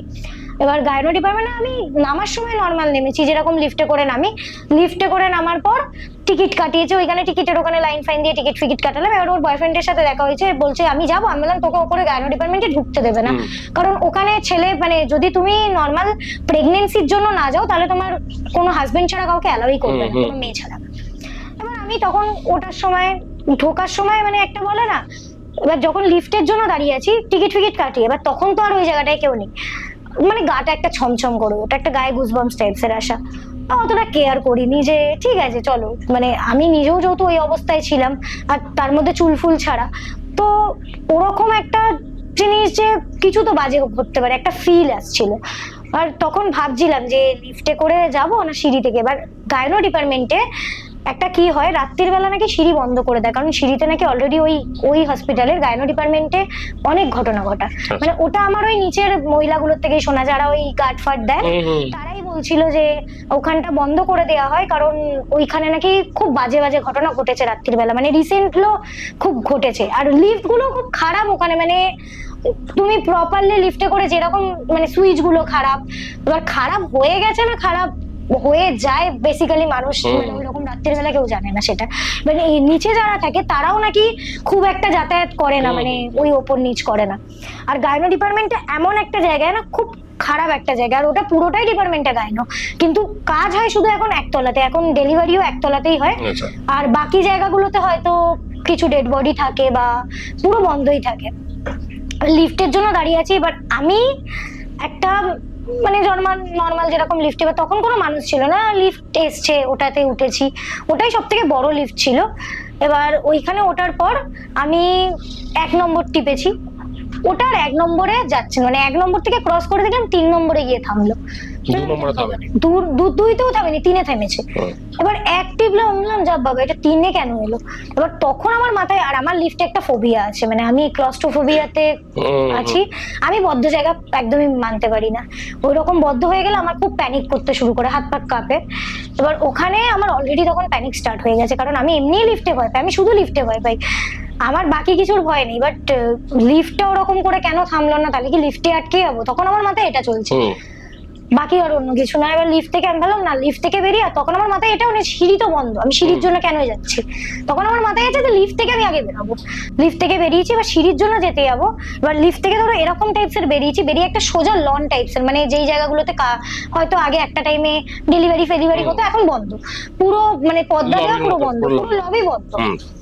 এবার ওইখান থেকে আমি যখন যেতে যাব, ওই দিকটায় সিঁড়ি ছিল, আমি তখন দেখি দূর থেকে একটা মানে পুরো প্রপার ছায়া জাস্ট এগিয়ে আসছে, কেউ নেই, শুধু একটা, হ্যাঁ মানে ওই দূর থেকে এগিয়ে আসছে। বাট ওটা দেখতে পেয়ে আমার কোথাও না কোথাও একটা প্যানিক তো হয়, মানুষ যখন সামনে ওরকম দেখে। আমি ডাইরেক্টলি আবার লিফটে উঠে আমি নিচে, মানে একদম নিচে গ্রাউন্ডের বাটন টিপি, সেটা গ্রাউন্ডে যায়, গ্রাউন্ডে নেমে মানে লিফটটা দাঁড়াইনি, লিফটে যে দাঁড়িয়ে খুলবে আমি গ্রাউন্ডে বেরিয়ে যাবো সেরকম হলে তো হয়ে যেত, লিফটে আবার উঠে যায় হচ্ছে 5 তলাতে। এবার 5 তলায় মানে রুগীদেরকে রাখা হয়, মানে ওখানে যারা ডেলিভারি হওয়ার পর ওখানে বাচ্চা মা সব একসাথে থাকে, ওখানে একটা মহিলা ছিল যে হচ্ছে গার্ড দিচ্ছিল। এবার উনি যখন ছিল, আমি ওনাকে গিয়ে বললাম যে দেখুন আমার তো লিফটে এরকম ভয়, আমি অন্য কোনো লিফটেও উঠতে পারছি না, অন্য কোনো লিফটগুলো আমার জন্য কাজ করছে না, বাকিরা উঠছে আমি দেখতে পাচ্ছি, বাট আমি যখন টিপছি ওই লিফটটা উঠছেও না নামছেও না। আমি বাকি যখন আমি ওই গ্রাউন্ড থেকে উপরে উঠি না, আমি তখন দেখছি কিন্তু যে 5 তলায় অন্যরা লিফটে উঠছে, তো সেই লিফটগুলো আমার জন্য কাজ করছে না, আমার জন্য পার্টিকুলার একটাই লিফট কাজ করছে। আর এটারও একটা রিজন ছিল যে ওই লিফটটা পরে আমি জানতে পারি যে ওই লিফটটা নাকি মরা নামানোর লিফট। ওকে। এবার ওটা আমি যখন গিয়ে ওনাকে বলি যে দেখুন আমার সাথে আমি খুব ভয় পাই, আমার ক্লস্ট্রোফোবিয়া টাইপসের আছে, আপনি একটু আমাকে একতলায় নামিয়ে দিন, আমি আর কিচ্ছু চাই না। এবার উনি তখন বলছে কি যে এটা এরকম হতেই থাকে, তুমি ভয় পেলে হবে না। আমি বলছি দেখুন আপনি যেই ব্যাপারটা নিয়ে আমাকে বলছেন যে আমি ভয় পাচ্ছি, আমি সেটা নিয়ে ভয় পাচ্ছি না, বাট আমার ক্লস্ট্রোফোবিয়া আছে, আমি লিফটের মধ্যে সেন্সলেসও হয়ে যেতে পারি। আপনি আমার অবস্থাটা দেখতে পাচ্ছেন যে আমি অলরেডি ঘেমে স্নান, তখন মানে তখন খুব একটা গরমকাল নয়, মানে up to August September, already হালকা ঠান্ডা ঠান্ডা ব্যাপার। আমি বলছি আপনি আমার অলরেডি অবস্থা দেখতে পাচ্ছেন, তো আপনার তো একটু মায়া দয়া আসা উচিত যে আমাকে একটু ছেড়ে দেবেন। বলছেন আমি এখান থেকে যেতে পারবো না। আমি বলছি একটুখানির জন্য কি আপনি পারবেন না? তো উনি তখন বলছে যে আমি তোমাকে যেরকম করে দিচ্ছি তুমি একতলাতেই নেমে যাবে। আমি বললাম দেখুন না এরকম করবেন না। এবার তখন আমি ওখানে লোকগুলোকেও বলি, এবার তারাও বিজি আছে, কেউ তো আমার সাথে নামতে পারছে না। আর বলছি না যে বাকি লিফটগুলো আমার জন্য কাজ করছে না। আর তখন 2-3 জন ছিল যারা আরেকটা লিফটে উঠলো, ওটা অলরেডি নিচে নেমে গেছে, আর ওটা আমি পরে বাটন টিপছি, ওটা আসছে না উপরে। কেন আসছে না সেটা কে জানে, আমি জানি না। এবার ওই লিফটটায় যখন আমি বললাম যে দেখুন যাতে একতলায় নামতে পারি, উনি বলছে ঠিক আছে তুমি এবার একতলাতেই চলে যাবে, কোনো প্রবলেম হবে না।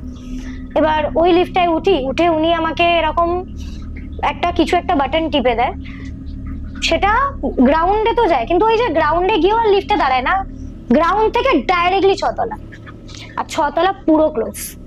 এবার 6 তলায় আমি লিফট খুলেছি, লিফট খুলে বেরিয়ে তখন কেউ সামনে ছিল না, লিফট খুলে বেরিয়ে আমি আশেপাশে খুঁজছি সবকিছু যে কাউকে যদি পেয়ে যাই। আর 6 তলায় অ্যাটলিস্ট অন্ধকার ছিল না, 6 তলায় মানে এই দিকের একটা ওয়ার্ডের লাইট জ্বলছিল, এই দিকে একটা ওয়ার্ডের লাইট জ্বলছিল, কোনো কারণে জ্বলছিল, মানে পুরো জ্বলছিল না, মানে রুমগুলোতেও কেউ ছিল না, বাট ওই একটা করে লাইট জ্বালিয়ে রেখেছিল দুদিকে, তো ওটা মোটামুটি 3 তলার মতো ছিল না।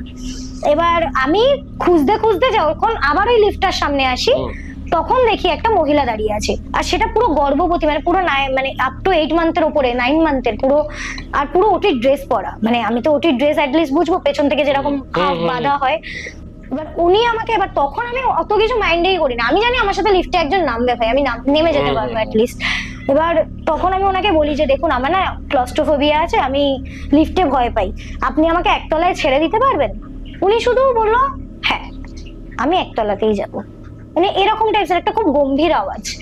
এবার তখন আমার মাইন্ডে কিচ্ছু চলছে না, কি 9 মান্থের মহিলা, কি ব্যাপার, আমার তখন ব্যাপার আমার সাথে কেউ তো নামছে, ব্যাস তাহলেই হলো। এবার উনি তখন বললো যে ঠিক আছে চলো লিফটে আসুক। এবার লিফটটা নিচে ছিল, আর বলছি না বাকি লিফট গুলো আসছে না, আমি বাকি লিফটে ওখানে টিপে দেখেছি, ওই লিফটে এসছে। এবার ওটা খুলেছে, আমি জানি এবার আমার সাথে একজন নামবে, আমার আর কোনো প্রবলেম নেই, আমি আরামসে নেমে যাব। এবার যখন ওই লিফটের ভেতরে ঢুকে আমি আমার তো একতলায় করেছি, এবার উনি আমার পেছনে, এবার আর কিন্তু ওনাকে আমি মানে পেছন দিকে তাকিয়েও দেখিনি, আমি সামনের দিকে তাকিয়ে আছি যে আমাকে নামতে হবে। এবার লিফটে আস্তে আস্তে নামছে, এবার বাকি কেউ জানি না, মানে বাকি কেউ তো লিফটে আমি একাই মনে হচ্ছিল, বাকি কেউ তো সেইভাবেই দেখছিল যখন 5 তলা থেকে নামছিল। এবার নামতে যখন 2 তলা থেকে লিফটটা নামছে, তখন মানে একটা মন থেকে বলে না, মানে কিছু একটা জোর বা কিছু কাজ করেছিল। আমার মনে হয়েছিল যদি আমি এই 2 তলায় লিফটটা না খুলে দিতে পারি টেনে, হতে পারে আমি আর কোনোদিনই বেরোতে পারবো না এই জায়গাটা থেকে।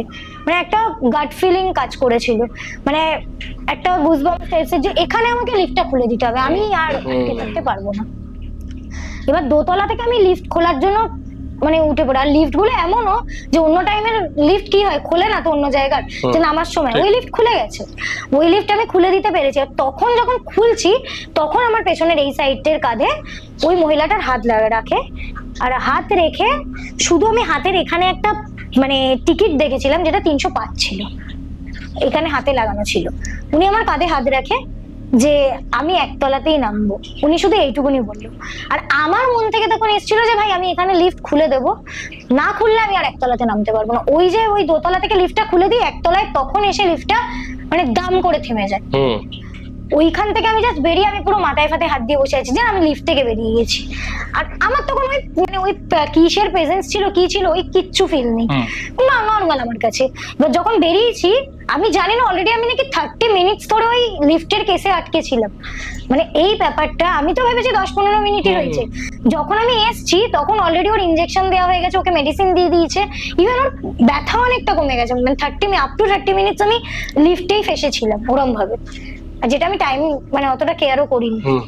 এবার ওই যখন নামি তখন আমাকে মল্লিকা, ওরা দেখে তো অবাক হয়ে যায়, আবার ওখানে বাকিরাও ছিল, তারাও আমাকে বসে, আমার অলরেডি প্রেশার তখন পুরো লো হয়ে গেছে, ওখানে বসিয়ে আমাকে মানে জল দেয়, নর্মাল ওয়ারেস দেয়, আমাকে বলছে এবার ঠিক আছে। এবার ওখানে মহিলাগুলো তখনই বলছিল, মানে নার্স ফার্স গুলো, যে এটা তো অলওয়েজ এর ঘটনা, এখানে কোনোদিন আবার কেউ মারা যাবে তারপরে এরা শান্তি পাবে, এরকম টাইপস এর ব্যাপার বলে।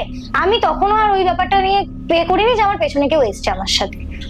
আমি ভেবেছি ভাই এসছে, কেউ তো এসছে, সে নেমেছে কি নামেনি, কারণ সেও তো একতলাতেই নামবে বলেছিল, বাট একতলায় আমি লিফট থেকে একা বেরিয়েছি, কেউ বেরায়নি। এবার ওখানে তখন মল্লিকার মা বলছে এরকম কি হয়েছে, আমি বললাম আমি তো লিফটে ভয় পাই, আমি লিফটে একা যাতায়াত করতে পারিনি, সেটা হয়তো আমার প্রবলেম হয়ে গেছে। আমি তখন ব্যাপারটা অতটা মাইন্ডে নিই না, আমার তখন লিফট নিয়েই হয়, আমার সাথে লিফটে এরকম কিছু হয়েছে। এবার যখন বেরিয়ে যাচ্ছি, তারপরে সবকিছু ন্যাচারাল, তখন বেরিয়ে যাচ্ছি তখন নিচের মহিলাগুলো বলছে, এবার নিচের মহিলাগুলোকে মানে ওই আমার ফ্রেন্ডটার মা বলে যে কি হয়েছিল জানো ওর সাথে, এরকম হয়, এরকম ব্যাপার। তখন ওখানে মানে বলছে কি যে আরে এখানে মানুষ না মরলে এরা ঠিক করবে না কোনো কিছু, আর কোন লিফটে উঠেছিল। আমি তখন দেখাই যে এই দিক, মানে ওখানে 8খানা লিফট ছিল, আমি বলি যেই তো গিয়ে সামনের লিফটটা, বলছি বাবা ওই লিফটটাই কেন উঠেছে, ওটা থেকে তো মরা নামানো হয়, মরা তোলা হয়, ওই লিফটটায় তো মানুষ যাতায়াত করে না। আমি বলছি বাকি লিফটগুলো আমার জন্য কাজই করছিল না, আমি তো ওই লিফটটাই করে উঠেছি আর ওটা করেই নেমেছি। বলছে কেন বাকিগুলো কাজ করছিল না, আমি বলছি সেটা আমি কি করে জানবো কেন কাজ করছিল না, বাট করছিল না। আমি অনেক চেষ্টা করেছি অন্য লিফটে করে যাওয়ার, আর সিঁড়িও বন্ধ, আমি অন্য কিছু বুঝতেও পারছিলাম না। তো আমার করণীয় এটাই ছিল না যে আমি দাঁড়িয়েও থাকতে পারতাম না, আমি কোন ফ্লোরে গিয়ে দাঁড়িয়ে থাকবো, একা একা দাঁড়িয়ে থাকবো। আমার মনে হয়েছে তখন যে না লিফটেই থাকি তার থেকে ভালো। এবার তখন ওনারা বলছে যে ওই লিফটটায় কেউ যাতায়াত করে না, ওই লিফটটা বন্ধ থাকে, ওই লিফটটাই তো ওঠে না, তোমার বেলা ওই লিফটটাই কাজ করেছে। এবার মানে ওরা একটা হাসি ঠাট্টার ব্যাপার যে ওই লিফটটা কি করে কাজ করলো। আমি বলছি আমি ওই লিফটটা করেই নেমেছি, ইভেন মানে নিচে যখন বেরিয়েছি তখন তো মানে যে আমার ফ্রেন্ডটার বয়ফ্রেন্ড সেও দেখেছে আমি ওই লিফটটা করেই উঠেছি, ও তখন বললো যে না ওই লিফটটা করেই উঠেছে। ও বলছে এটা তো মরা নামানোর জন্য। আমি বলছি না সব থেকে বড় লিফট ওটা, মানে যেরকম বডি গুলো ওটা। এবার তারপরে বেরিয়ে যাওয়ার পর আমি মল্লিকার মানে আমার যে ফ্রেন্ডটা তার মাকে আমি বললাম যে দেখো এরকম হয়েছে, এরকম ব্যাপার জানো তো। আমাকে আমি হেসেই বলছিলাম তখন যে আমার সাথে একটা প্রেগনেন্ট মহিলা আমার সাথে নেমেছে, উনি না নামলে তো আমি নামতেই পারতাম না, ওখানে একতলায় আমি ফাইনালি নামতে পেরেছি। এবার তখন বলছে প্রেগনেন্ট মহিলা, সে একা ছিল? আমি বললাম হ্যাঁ, একটা 8-9 মাসের প্রেগনেন্ট মহিলা, পুরো ভরা মাস ছিল, ওটির ড্রেস পরে নামছিল, একতলায় মানে ডেলিভারি হবে ওনার। এবার আমার বেসিক্যালি এটা আইডিয়া নেই যে কোনো ডেলিভারির মহিলাকে নাকি 7 মাসের পর আর একা ছাড়া হয় এরকম লিফটে যাতায়াতের জন্য, আমার আইডিয়া নেই। এবার আমি তখন বলি না গো আমার সাথে নেমেছে, একাই তো ছিল, কেউ তো ছিল না, আমার সাথে নেমেছে। এবার বলছে না এটা তো হতে পারে না, তোর সাথে নামবে কি করে, ছাড়া হয় না একা, আর বেরিয়েছে তুই দেখতে পেয়েছিস তারপরে সে একতলায় ঢুকেছে? আমি বললাম না, সে তো আর বেরালো না একতলাতে, আমি একাই বেরিয়েছি। এবার বলছে এটা কি করে হতে পারে? আমি বলছি জানি না, কিন্তু আমার সাথে উনি নেমেছে। বলছে এবার তারপরে আমি বলি যে জানো তো আমি যখন একতলায় ওরকম দোতলা থেকে খুলে দিচ্ছিলাম, একতলা উনি আমার কাঁধে হাত রেখেছিল, ওনার হাতে না 305 নম্বরের একটা টিকিট ছিল, ওটা কি ডেলিভারির টিকিট বা কিছু? বলছে না, টিকিট তো সবসময় যারা মারা যায় তাদেরকে দেওয়া হয়, মানে যারা অলরেডি ডেথ। আমি বলছি দেখ ওরকম হয় নাকি, একটা মানুষ আমার সাথে নামলো, আমি দেখতে পেলাম নিজের চোখে, টিকিট না মানে ওরকম হাতে যে একটা এখানে এরকম ব্যান্ড টাইপস এর বাদে একটা ট্যাগ ঝোলানো। আমি বলছি যা এরকম হয় নাকি, একটা মানুষ আমার সাথে নামলো, আমি দেখতে পেলাম নিজের স্বচোখে তার মানুষটাকে, আর তুমি বলছো সে নেই? বলছে না এটা হতে পারে না। এবার আমি সেদিনকারও ওইটা মাইন্ডেই নিইনি, পুরো মাইন্ড থেকে বেরানো। আমি বাড়িতে গিয়ে মাকে যখন বলেছি, মা তো আমাকে সানফান করায়। এবার পরে মা আমাকে বলছে, আমি বললাম মা দেখো তো আমার এই সাইডটা না খুব ব্যথা করছে, এই জায়গাটাতেই হাত রেখেছিল। আগে এটাই বলেছি যে এই জায়গাটা মহিলাটা কিভাবে হাত রাখলো জানি না, তারপর থেকে খুব ব্যথা করছে এই একটা সাইড। এবার মা খুলে দেখে এখানে পুরো এরকম পুরো জাস্ট এরকম চাপা পুরো দাগ, মানে পুরো লাল টাইপসের পুরো চাপা দাগ। উনি আমার এতটাও জোরে হাত রেখে নিয়ে যে একটা দাগ বসে যাবে, পুরো এই সাইডটাই ছিল। আর মা বলছে কার সাথে নেমেছিলি তুই? আর মাকে পুরো আমি ঘটনাটা বললাম যে মা এরকম একটা ভরা মাসের মহিলা, তার সাথে নামলাম, কিন্তু সে যেন একতলায় বেরালো না। আর মা তখন কিছু একটা আন্দাজ করতে পারে, মা বলে তুই ঠিক আছিস? আমি বললাম হ্যাঁ মা আমি তো ঠিক আছি, আমার তো কিছু ফিল হচ্ছে না বা কিছু হচ্ছে না। হ্যাঁ যখন লিফটে করে ওঠানামাটা করছিলাম তখন একটা গুজবাম্পস টাইপস এর ফিল হয়েছে, বাট এখন আর কিছু ফিল হচ্ছে না। এবার দিয়াও মানে আমার মানে তখন বোন যার সাথে এত ঘটনা, সেও আমাকে বলে যে তোর এইটুকুনি মানে এইটুকুনি বেসিক সেন্স নেই যে একটা ভরা মাসের মহিলা কোনোদিন একা নামতে পারে না। আমি বললাম দেখ আমি চোখে দেখেছি, আমি তাকে চোখে না দেখলে বুঝতাম। এমনিতেও তো সেই সিচুয়েশনে তোর মাথা কিছু ছিল না, কারণ তুই ক্লাসটা 4 কতক্ষণে তুই বেরোতে পারবি সেটা মাথায় ছিল। আমার মাথায় এটাই চলছিল যে আমি লিফট থেকে বাঁচিয়ে দাও কেউ, আমার মাথায় এটা চলছিল না আমি কার সাথে নামছি না নামছি। মাকে এটাও বলি যে মা জানো তো 305 নম্বরে একটা হাতে ওরকম লাগানো ছিল, মানে মা বলছে ওটা একমাত্র যারা নাকি মারা যায় তাদের পায়ে লাগানো হয়, আর যারা ডেলিভারি হয় মানে মারা যাওয়ার পর তাদের হাতে দেওয়া হয়। আমি বললাম আমি এই বিষয়ে কোনো নলেজ রাখি না, তো এটা কি আদৌ সত্যি নাকি তোমরা আমাকে ভয় দেখাচ্ছ? তখন বলছে না এটা সত্যি, কারণ আমার বেলাও হয়েছিল, ডেলিভারির সময় যেই ট্যাগটা লাগানো থাকে মারা যাওয়ার পরে সেই ট্যাগটাই ঝোলানো থাকে। এবার মানে বেডে যেই ট্যাগটা থাকে সেটা নাকি হাতে ঝুলিয়ে দেয় মারা যাওয়ার পর। মানে আমার মাও সেম হসপিটাল থেকেই ডেলিভারি, তো আমার মা এই ব্যাপারে সম্বন্ধে জানে। আর মাকে বলছি কি মা জানো তো মানে, আর ওই দিনকার রাত্রির বেলা আমারও জ্বর এসছে, কিছু তো একটা ফিল হয়েছিল, বা মানে আমি ফিল হয়তো অতটা ভাবিনি সেই সময়, আমার ভয়টা অন্য কিছু নিয়েছিল।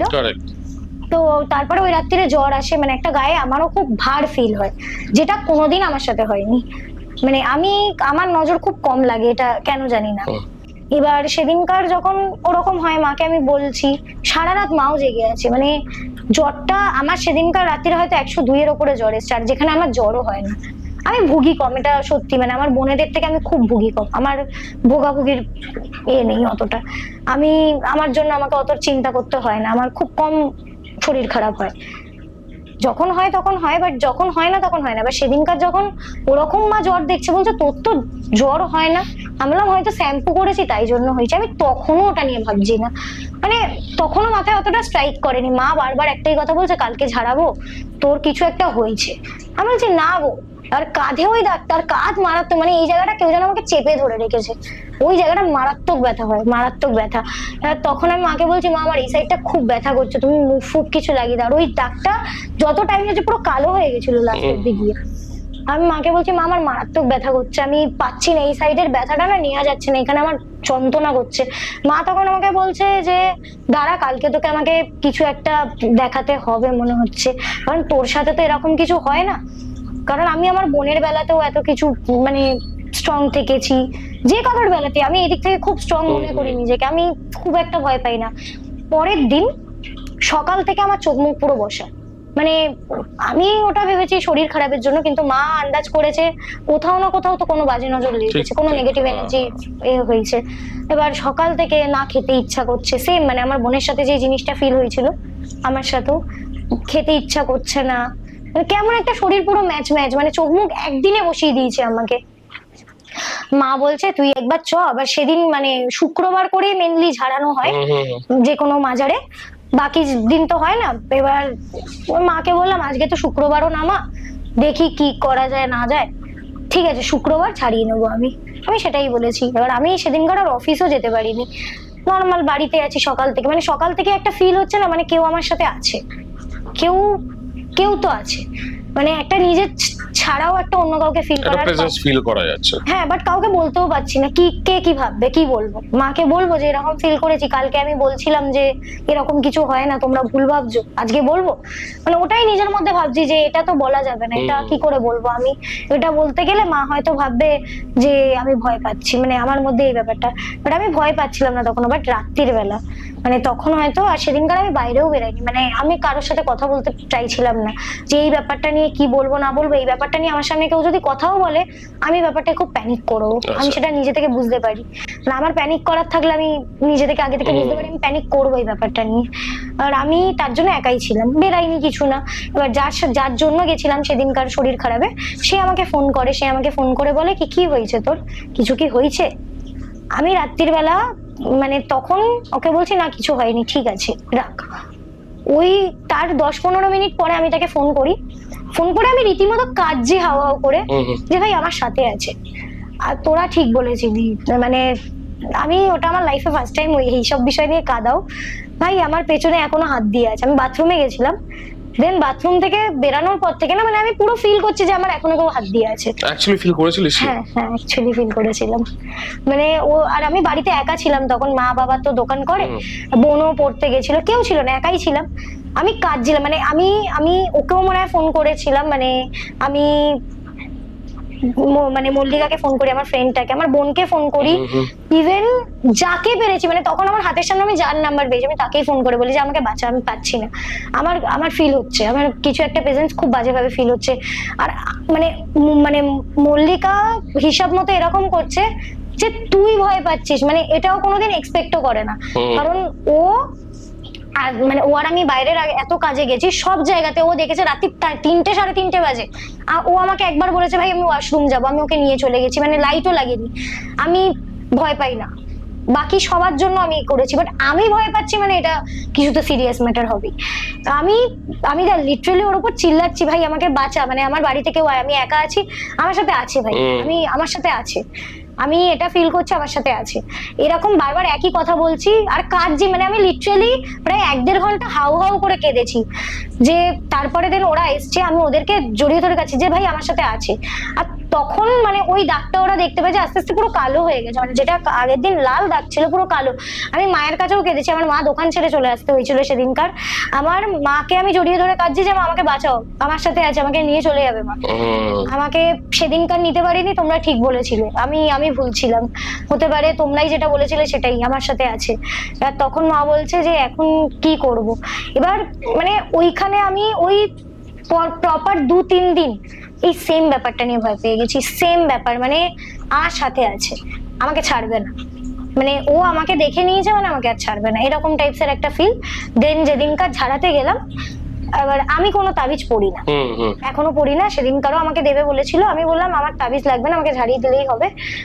বাট সেদিনকার পর থেকে মানে 1-2 বার ফিল করেছিলাম, দেন তারপরে আস্তে আস্তে ফিলটা চলে যায়, আর করি না। আর আমি আর ওই হসপিটালে কোনোদিন যাইনি এখনো অবধি, মানে ওটা আমার এতটা বাজে ইনসিডেন্ট যে আমি ফার্স্ট অফ অল বিশ্বাস করিনি, আর সেকেন্ডলি যখন বিশ্বাস করেছি সেটা আমি কাউকে মানে ঝেড়ে বলতেও পারি না এখন অব্দি, মানে এখনো অব্দি আমার মনে হয় যে এটা আমার সাথে হয়েছে, এখনো অব্দি এই ব্যাপারটাই ভাবি যে এটা আমার সাথে হয়েছে। বাকিদের সাথে ঘটা ব্যাপারগুলো দেখতে কিছুটা ক্ষেত্রে মজা লেগে যায়, বাট নিজের সাথে হওয়া ব্যাপারটা ফার্স্ট অফ অল বিশ্বাস করিনি, তারপরে এতটা ভয়, মানে আমি কোনোদিন ভাবতে পারি না আমি ভয় পেয়ে হাওয়া করে কাঁদবো, 2-3 দিন বাড়ি থেকে বেরাবো না, আমি পুরো জড়বদ্ধ হয়ে যাব। কিছু তো ছিল সেটা যেটা খুব পাওয়ারফুল ছিল। খুবই ভয়ঙ্কর একটা ঘটনা তোর সঙ্গে ঘটে গেছে, তো জীবন ও প্রাণটাও চলে যেতে পারতো। হতে পারে, সবাই বলছিল যেতে পারতো, হতে পারে কোনো কারণে হয়তো আমি ভয় পাইনি ওই দিনকার, বা মানে ওই দিনকার আমি ওই ব্যাপারটাকে অতটা ভাবিনি, মানে লোকে বলে না যে ভয় পেলে বেশি ভয় লাগে, আমি হয়তো সেই জিনিসটাতে বেশি ভয় পাইনি বলে আমার সেখানে বেঁচে যাওয়া। তবে এটা ঠিক, যারা হসপিটালে কাজ করে তারা অনেক কিছু জানে, যে কোনো হসপিটাল, প্রাইভেট হোক, প্রাইভেট হোক কি গভর্নমেন্ট হোক, গভর্নমেন্ট তো খুব অবস্থা খুব খারাপ, তো ওখানে তো অনেক কিছু ফিল করতে পারবি, কিন্তু প্রাইভেট জায়গায় ওরা অনেক পুজো আশ্রা করে, দেখবি যে ঢোকার সময় হয়তো এন্ট্রিতেই একটা বড় রাধাকৃষ্ণর ছবি থাকবে বা লক্ষ্মী গণেশ থাকে, মেইনলি রাধাকৃষ্ণর ছবিই থাকে। বাট হসপিটালে এই জিনিসগুলো থাকে কারণ অস্বাভাবিক মৃত্যু, বিভিন্ন রকম ভাবে প্রচুর মৃত্যু তো লেগেই থাকে না হসপিটালে, তাদের বডি থাকছে অনেক মর্গে, তো অনেক রকম নেগেটিভ ভাইবস কাজ করবে প্রচন্ড ভাবে। আর কিছু কিছু ক্ষেত্রে তো হসপিটালে অনেক লোকে এগুলো দেখেও, স্পেশালি মর্গে যে সব বডিজ গুলো থাকে, যারা কাজ করে তারা জানে যে রাত্রেবেলা কোন টাইমটা অ্যাভয়েড করা উচিত, ওই জায়গাটা কিছু না কিছু মানে অ্যাবনর্মাল জিনিস ঘটবেই। না এর আগেও মানে আমি যেমন বলছি যে আমি এই জিনিসগুলো খুব ফিল করতে পারি, আমার গুজবাম্পস আছে, বাট আমাকে কোনোদিন এতটা এফেক্ট করায়নি, মানে এই কেসটা যতটা এফেক্ট করিয়েছে, হতে পারে আমি বললাম যে আমি খুব পারফিউম অ্যাডিক্টেড, মানে আমি পারফিউম লাগানো ছিল তোর গায়ে, হ্যাঁ ইভেন আমার চুল ছাড়া ছিল, তখন আমার মোটামুটি এতটা অবধি চুল ছিল, আর আমি এখন চুল ছাড়াটা অ্যাভয়েড করি, মানে নিজের গ্রাউন্ডটাকে ক্লিয়ার রেখেছিলিস, মানে যাতে প্রসেস হওয়ার চান্সেস থাকে এরকম। আমি অ্যাকচুয়ালি ভেবে যাইনি যে এরকম কিছু হবে, মানে আমার সাথে যেহেতু কোনো কিছু হয়নি, আমি অনেকের সাথে হতে দেখেছি। আর এটা আমাকে বেসিক্যালি সবাই বলে নাকি আমি খুব স্ট্রং, আমার ওরা খুব স্ট্রং, এটা বলে। আমি নিজেও অতটা জানি না এই ব্যাপারটা, যে আমি মেনলি যখন আমার সাথে কিছু হয়নি তো হবে না, মানে এটা আমার ভাবাটাই ভুল, যে হয়নি মানে হবেই। প্রচুর রকমের স্পিরিটস থাকে, ঠিক আছে, নেগেটিভ স্পিরিট থাকে। যদি কোনো গর্ভবতী মহিলার স্পিরিট থাকে সেটা খুবই ভয়ঙ্কর হয়, তারা খুবই ডেডলি আর খুবই মানে সে তার বাচ্চাটাকে জন্ম দিতে পারে, হ্যাঁ মানে খুবই একটা অন্য কষ্ট বেদনা, মানে তাদের এনার্জিটা অনেকটা পাওয়ারফুল, যে যত বড় তোর অরা হোক না কেন ঠিক এফেক্ট করে যাবে সেই ক্ষেত্রে। না সেটা আমি মানি না যে আমার অরাটা কি, আমি জানি না, মানে আমি এতদিন ভয় পাইনি, বাট এই কেসটা আমাকে লাইফে খুব বড় ভয় পাইয়েছে, মানে খুব বড় এফেক্টও দিয়েছে। আমি শিখেওছি যে এটার পরে যে এই জিনিসগুলো নিয়ে ছেলেখেলা করলে হবে না, এগুলো নিয়ে একদমই ছেলেখেলা করা উচিত না।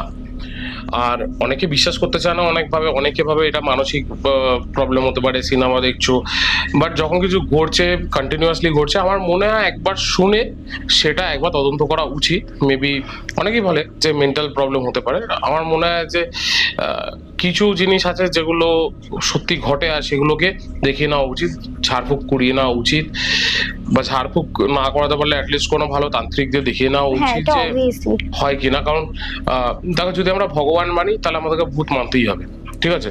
যদি ভগবানকে আমি বিশ্বাস করি তাহলে ও তো পজিটিভ এনার্জি, তাহলে সেখানে নেগেটিভ এনার্জি থাকবেই, মানে একটা ম্যাগনেটের সাউথ পোল নর্থ পোল তো থাকবেই, তো অবভিয়াসলি ভগবান থাকলে ভূতও থাকবে। আর স্পিরিট তো থাকছেই, এনার্জি, স্পিরিট বেসিক্যালি এনার্জি, ঠিক আছে। তো এনার্জি ব্যাড গুড দু রকমেরই হয়, জেনারেলি নেগেটিভই হয়ে যায়, যেগুলো অপঘাতে মৃত্যু হয় সেগুলো তার পজিটিভ বলা যায় না, কারণ তাদের বলতে গেলে পর ইচ্ছা, যে ইচ্ছাগুলো পূরণ হয়নি সেগুলো তাদের সঙ্গে চেপে রয়ে গেল, তাদের সঙ্গে তাদের অনেক কিছু চাহিদা ছিল, সেই চাহিদাগুলো ফুলফিল করতে পারেনি, অনেক স্বপ্ন ছিল যেগুলো ওরা ফুলফিল করতে পারেনি। হয়তো আমাকেও না ঝাড়ালে আমি ঠিক হতাম না, কারণ এটা আমি বুঝতে পেরেছি যে আমি পরপর 3 দিন ভয় পেয়েছি ওই শুক্রবার আসার আগে, আর মারাত্মক ভয় পেয়েছি, মানে ওই ভয়টা ন্যাচারাল ছিল না। মানে হতে পারে সে আমাকে প্রসেস না করেও এমন ভয় দেখাচ্ছিল, সে আমাকে প্রসেস করতেই চায়নি, সে হয়তো আমাকে শেষই করে দিতে চেয়েছিল। হতে পারে আলটিমেটলি অ্যাট দ্য এন্ড তাই হয়, তাই করার চেষ্টা করে। খুব ভালো লাগলো তোর সঙ্গে আছে এই পডকাস্টটা করে, দুটো মারাত্মক ইনসিডেন্ট আমাদের সঙ্গে শেয়ার করার জন্য। ফিউচারে আবার তোর সঙ্গে পডকাস্ট করার একটা ইচ্ছা থাকবে আমার, কারণ তোর জীবনে আরো অনেক অনেক এরকম ভৌতিক ঘটনা ঘটে গেছে, ঘটনা আছে, তো সেগুলো আস্তে আস্তে আমরা নিয়ে আসবো, ঠিক আছে, যাতে আমাদের অডিয়েন্সও বুঝতে পারুক, যারা বিশ্বাস করে তো বিশ্বাস করে, যারা বিশ্বাস না করে তাদের তো না করে। বিশ্বাস আসলে সবাই করে, মানে কেউ না বিশ্বাস না করে ভয় পাওয়ার চেষ্টাটা করে না, মানে এটা ভাবে যে আমি বিশ্বাস করবো না তো আমি ভয়ও পাবো না, বাট সে ভয় পাবে আরো বেশি। ঠিক ঠিক, ব্যাপারটাতে বিশ্বাস রাখা উচিত, কারণ এই ব্যাপারটা যদি তুমি বিশ্বাস না করো তো তুমি আলটিমেটলি আরো বেশি ভয় পাবে, কারণ তোমার সাথে কখন কি ঘটে যাবে সেটা তুমিও জানো না। ঠিক ঠিক, কোথায় কি থাকে না থাকে সেটা আমরা সত্যিই বুঝি না, যে আজকে এটা ভালো না এটা খারাপ, একটা ভালো জায়গা থেকে গেলেও আমাদের মনে হয় যে সেটা খারাপ হতেই পারে আমাদের সাথে, অনেক কিছু। তো এপিসোডটা আপনারা দেখলেন, কেমন লাগলো এপিসোডটা আপনারা কমেন্টে জানান। আর আপনাদের সঙ্গে যদি এরকম ভৌতিক ঘটনা ঘটে থাকে আর আপনারা যদি চান যে আমাদের স্টুডিওতে এসে আপনারা শেয়ার করতে চান আপনাদের জীবনে ঘটে যাওয়া ভৌতিক ঘটনা, তাহলে নিচে দেওয়া নম্বরে আমাদের সঙ্গে যোগাযোগ করে নেবেন আর চলে আসবেন আমাদের স্টুডিওতে আপনার জীবনে ঘটে যাওয়া ভৌতিক ঘটনা আমাদের অডিয়েন্সের সঙ্গে শেয়ার করার জন্য। ভিডিওটা শেষ করার আগে সবাইকে একটাই রিকোয়েস্ট থাকবে যে চ্যানেলটাকে শেয়ার, সাবস্ক্রাইব, লাইক, কমেন্ট করতে অবশ্যই ভুলবেন না, কারণ যেভাবে আপনারা ভালোবাসা দিয়ে গেছেন আমাদেরকে, এইভাবে ভালোবাসা দিয়ে যান। আমাদের চ্যানেলটা যেভাবে গ্রো করলে আমরা আরও অনেক সবার জীবনে ঘটা ভৌতিক ঘটনা, তার সঙ্গে স্পিরিচুয়াল অকাল্ট ফিল্ডে যে সার্ভিসেস সেগুলো নিয়ে আমরা আপনাদের কাছে আসবো, যেখানে আপনারা বিভিন্ন রকম অ্যাস্ট্রোলজার, তান্ত্রিক আর আমাদের অকাল্ট ফিল্ড সার্ভিসেস এক্সপার্টসদের সঙ্গে ডাইরেক্টলি কথা বলতে পারবেন। আর বলে দিই আরেকটা ভালো অ্যানাউন্সমেন্ট, আমরা টিআরসি পডকাস্ট আর অ্যাস্ট্রো ক্রিস্টালস একটা নতুন চেম্বার খুলেছি, যেখানে আমাদের astrologer, numerologist as well as আমাদের এখানে বাস্তু এক্সপার্ট রেকি মেডিটেশন সেন্টার খোলা হয়েছে এয়ারপোর্ট 95/4/1 ইটালগাছা রোড, কলকাতা 79। ওখানে আমাদের নিজস্ব চেম্বার আছে, যেখানে আপনি reiki classes, angel therapy classes নিতে পারবেন। তার সঙ্গে পামিস্ট অ্যাস্ট্রোলজার অনুপ পুরকায়েত বসছে, সেখানে আপনি আপনাদের অ্যাস্ট্রোলজি নিয়ে পুরো জিনিসটাকে দেখতে পারবেন। আর তার সঙ্গে আমাদের এখানে থাকবে বিভিন্ন রকমের অকাল্ট ফিল্ড সার্ভিসেস, যেখানে আপনারা এসে এখানে বিভিন্ন রকম সার্ভিসেস নিতে পারবেন। নিচে দেওয়া নম্বরে বুকিং করে আপনারা চলে আসতে পারবেন। আর আপনাদের জীবনে যা যা ভৌতিক ঘটনা ঘটেছে বা আপনাদের জীবনে ঘটে যাওয়া কিছু জিনিসপত্র যেগুলো নেগেটিভ জিনিস ঘটছে সেগুলোকে পজিটিভে কনভার্ট করার জন্য নিচে দেওয়া নাম্বারে অবশ্যই যোগাযোগ করবেন। বলে রাখি, রেকিতে আমাদের সঙ্গে রয়েছে রেকি মাস্টার অনির্বাণ আচার্যা, যিনি আপনাকে রেকিতে ক্লাসেস দেবেন, এঞ্জেল থেরাপির ক্লাসেস দেবেন, অ্যান্ড স্পেল কাস্টিং করে। আর অ্যাস্ট্রোলজার অনুপ পুরকায়ত আমাদের সঙ্গে থাকছে, পুরো আমাদের অ্যাস্ট্রোলজিক্যাল ডিপার্টমেন্টটা অনুপ দেখছে। তো দেখা হচ্ছে সামনের শুক্রবার ঠিক রাত 9টার সময় আবার একটা নতুন এপিসোড নিয়ে আপনাদের জন্য চলে আসবো। ততদিন ভালো থাকবেন, সুস্থ থাকবেন। দেখা হচ্ছে সামনের শুক্রবার। Good night. আপনাদের সঙ্গে যদি এরকম কোনো প্যারানর্মাল ইনসিডেন্ট ঘটে থাকে বা ভৌতিক ঘটনা ঘটে থাকে, নিচে দেওয়ার নাম্বারে আমাদের সঙ্গে যোগাযোগ করে আমাদের স্টুডিওতে কিন্তু এসে আপনি আপনার ঘটনা কিন্তু আমাদের ভিউয়ার্সদের সঙ্গে বলতে পারবেন। এছাড়াও বলে রাখি, যারা আপনারা অকাল্ট প্র্যাকটিসেস করছেন বা অকাল্ট ফিল্ডে রয়েছেন, যেরকম tarot card reading, PLR, spiritual guides, healing করছেন, angel healing, any kind of occult therapy করছেন, তো তারাও আমাদের পডকাস্টে এসে আপনাদের যে কেস স্টাডিজগুলো আছে সেগুলো আমাদের সঙ্গে শেয়ার করতে পারেন, আমাদের ভিউয়ার্সদের সঙ্গে শেয়ার করতে পারেন। নিচে দেওয়া নাম্বারে যোগাযোগ করে নেবেন। আমাদের কেউ না কেউ আপনার সঙ্গে পুরো জিনিসটা জেনে আপনাকে আমাদের স্টুডিওতে নিয়ে আসবে। তো দেখা হচ্ছে আবার একটা নতুন এপিসোডে শুক্রবার ঠিক রাত 9টার সময়।